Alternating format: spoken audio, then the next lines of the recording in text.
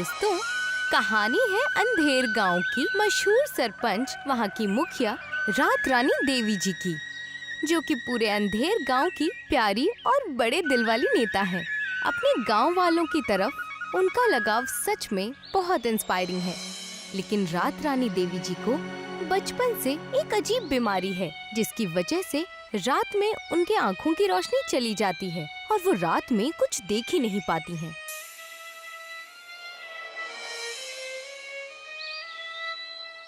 बड़ी मालकिन, दुनिया में हर मुसीबत का हल है, लेकिन आपकी इस बीमारी का कोई हल क्यों नहीं है? आप क्या करें कमला, कुछ चीजें हम नहीं सुधार सकते। बचपन से लेकर आज तक कई तरह के उपाय किए, मगर कोई फायदा नहीं हुआ। अब तो डॉक्टर भी कहने लगे हैं कि आपकी ये बीमारी कोई चमत्कार से ही ठीक हो सकती है।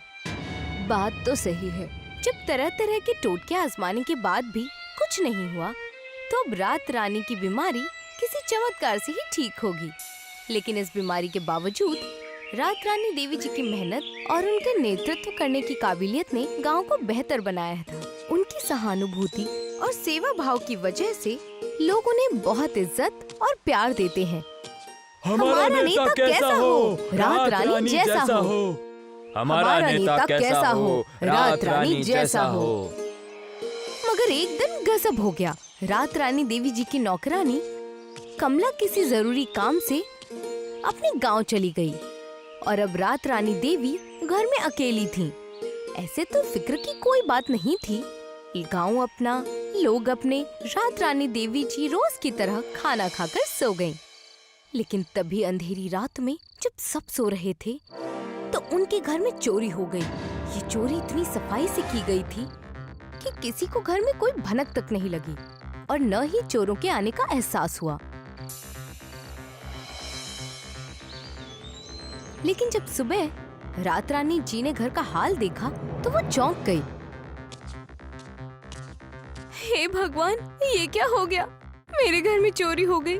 मेरा सारा कीमती सामान चोरी हो गया। अब मैं क्या करूं? मेरा कीमती सामान किसने चुरा लिया? रात रानी की आवाज सुनकर तुरंत आसपास के लोग उनके घर आ पहुँचे। हे भगवान, आखिर ये सब किसने किया होगा? वही तो, हमारी रात रानी जी की बीमारी का किसी ने फायदा उठाया होगा। जरूर कोई बेवकूफ और लालची ही होगा इन सब के पीछे। रात रानी जी, आप फिक्र मत कीजिए, हम उसे जरूर ढूंढ के निकालेंगे। लेकिन हम ये कैसे करेंगे? हम नहीं, पुलिस। जो कुछ हुआ हम उसकी शिकायत पुलिस को बता देते हैं, फिर पुलिस उस आफत को सुलझा लेगी। ठीक कहा। रात रानी देवी ने हिम्मत नहीं हारी और पुलिस में शिकायत दर्ज कराई।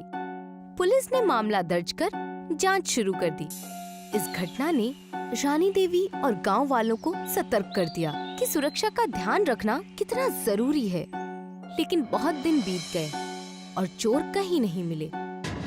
माफ कीजिएगा रात रानी जी, लेकिन उन चोरों का पता अभी तक पता नहीं चला। फिर भी हम हमारी कोशिश जारी रखेंगे और जैसे ही कोई खबर मिलेगी हम आपको बता देंगे।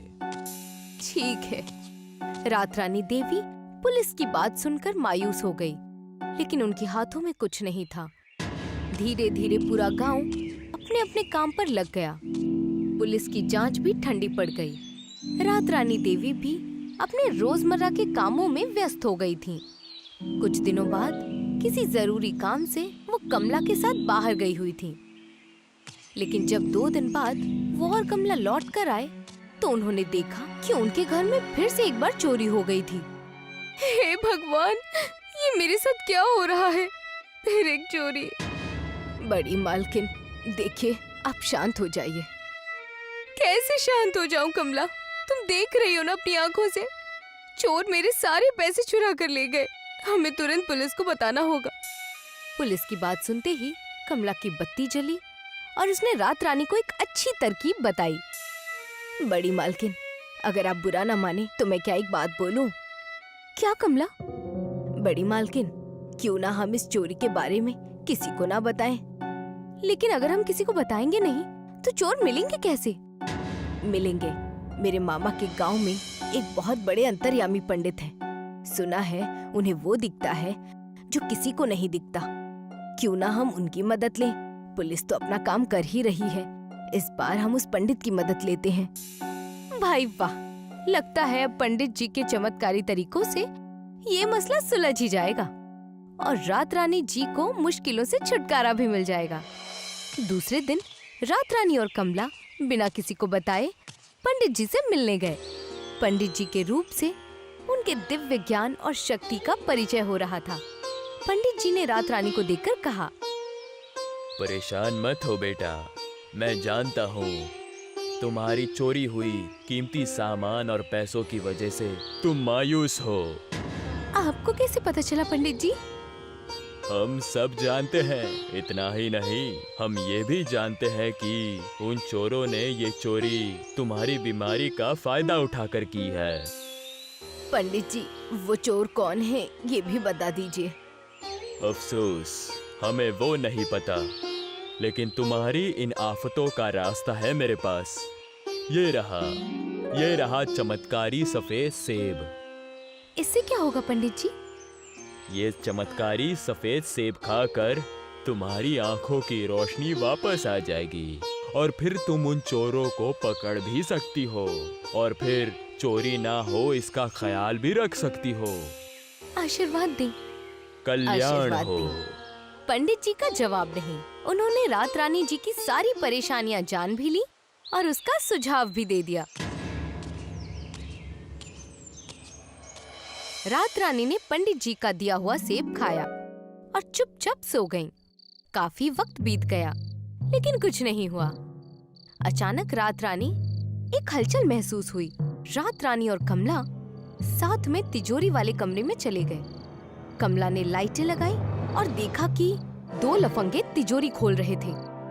यहाँ से भागने के बारे में सोचना भी मत। कमला, कमला, मेरी आंखों की रोशनी आ गई। मेरी आंखों की रोशनी आ गई। पंडित जी के दिए हुए सेब का असर हो गया, मुझे दिखने लगा। ये तो अच्छी बात है बड़ी मालकिन, आपके आंखों की रोशनी भी आ गई और ये दोनों भी आखिरकार पकड़े गए। चोर मिल गए, चोर मिल गए। रात रानी और कमला की आवाज सुनकर सारे गांव वाले रात रानी के घर इकट्ठा हो गए और उन दो चोरों को खूब पीटा। हमको क्षमा कर दियो, हमको क्षमा कर दियो। गांव वालों उन चोरों को पीट ही रहे थे कि वहां पुलिस पहुंच गई और उन चोरों को पकड़ लिया।